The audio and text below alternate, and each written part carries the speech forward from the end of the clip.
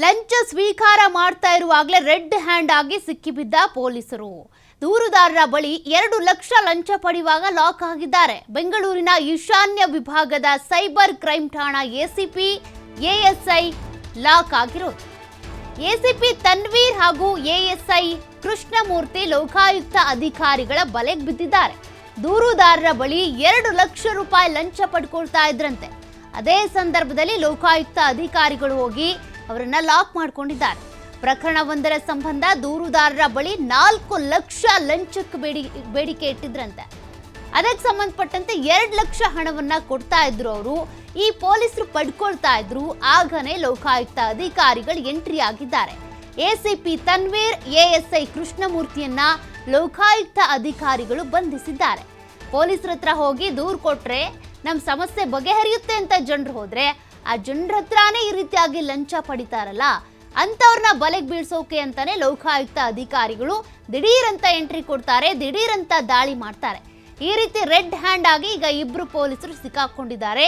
ದೂರುದಾರರ ಬಳಿ 4 ಲಕ್ಷಕ್ಕೆ ಲಂಚಕ್ಕೆ ಬೇಡಿಕೆ ಇಟ್ಟಿದ್ರಂತೆ. ಬೆಂಗಳೂರಿನ ಈಶಾನ್ಯ ವಿಭಾಗದ ಸೈಬರ್ ಕ್ರೈಮ್ ಠಾಣಾ ಎಸಿಪಿ ಹಾಗೂ ಎಎಸ್ಐ ಅವರ ಫೋಟೋಗಳನ್ನ ನೀವು ಗಮನಿಸ್ತಾ ಇದ್ದೀರಾ. ಎಸಿಪಿ ತನ್ವೀರ್ ಹಾಗೂ ಎಎಸ್ಐ ಕೃಷ್ಣಮೂರ್ತಿ ಇವರಿಬ್ಬರನ್ನು ಕೂಡ ಈಗ ಲೋಕಾಯುಕ್ತ ಅಧಿಕಾರಿಗಳು ಅರೆಸ್ಟ್ ಮಾಡಿದ್ದಾರೆ. ಯಾವುದೋ ಒಂದು ಕೇಸಿಗೆ ಸಂಬಂಧಪಟ್ಟಂತೆ ದೂರು ಕೊಡೋದಕ್ಕೆ ಬಂದಿದ್ದಾರೆ ದೂರುದಾರರು. ಅದೆಲ್ಲ ಆಗಿದೆ. ಅದಾದ ನಂತರ 4 ಲಕ್ಷ ಹಣಕ್ಕೆ ಬೇಡಿಕೆ ಇಟ್ಟಿದ್ರಂತೆ, ಲಂಚ ಕೊಡಿ ಅಂತ. ಆ 2 ಲಕ್ಷ ಲಂಚವನ್ನ ಪಡ್ಕೊಳ್ತಾ ಇರೋ ಸಂದರ್ಭದಲ್ಲೇ ಕರೆಕ್ಟ್ ಟೈಮಿಗೆ ಎಂಟ್ರಿ ಆಗಿದ್ದಾರೆ ಲೋಕಾಯುಕ್ತ ಅಧಿಕಾರಿಗಳು. ಲಾಕ್ ಆಗಿದ್ದಾರೆ ಈ 2 ಪೊಲೀಸರು, ಎಸಿಪಿ ತನ್ವೀರ್ ಎಎಸ್ಐ ಕೃಷ್ಣಮೂರ್ತಿ. ಇವರಿಬ್ಬರನ್ನು ಕೂಡ ಈಗ ಲೋಕಾಯುಕ್ತ ಅಧಿಕಾರಿಗಳು ಬಂಧಿಸಿದ್ದಾರೆ. ಇದೇ ರೀತಿಯಾಗಿ ಎಷ್ಟು ದಿನದಿಂದ ಲಂಚ ಪಡ್ಕೊಳ್ತಾ ಇದ್ರಿ? ತನಿಖೆ ನಡೆಯುತ್ತೆ ಈಗ.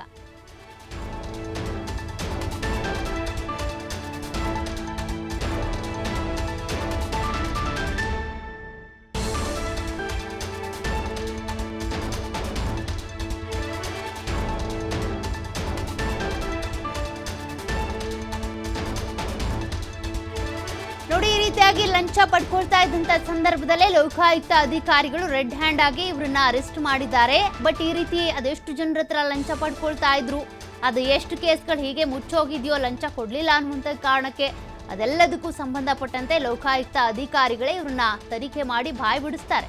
ಜನರ ರಕ್ಷಣೆ ಮಾಡಿ ಅಂತ ಇವ್ರನ್ನ ಅಧಿಕಾರಿಗಳಾಗಿ ನೇಮಕ ಮಾಡಿದ್ರೆ, ಪೊಲೀಸ್ ಆಗಿ ನೇಮಕ ಮಾಡಿದ್ರೆ, ರಕ್ಷಕರೇ ಭಕ್ಷಕರಾಗಿರುವಂತ ಈ ಒಂದು ಘಟನೆ ಇದು.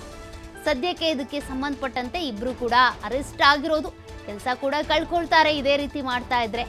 ಈ ರೀತಿ ಲಂಚ ಸ್ವೀಕಾರ ಮಾಡುವಾಗ ನೋಡಿ, 4 ಲಕ್ಷಕ್ಕೆ ಲಂಚಕ್ಕೆ ಬೇಡಿಕೆ ಇಟ್ಟಿದ್ರು ಅಂದ್ರೆ ಅದು ಯಾವ ಕೇಸು, ಯಾತಕ್ಕಾಗಿ ಹೀಗೆ ಬೇಡಿಕೆ ಇಟ್ಟಿದ್ದು, ಯಾರಿಗೆ ಸಂಬಂಧಪಟ್ಟಂತ ಕೇಸು, ಅದೆಲ್ಲ ಕೂಡ ಈಗ ತನಿಖೆ ಆಗುತ್ತೆ.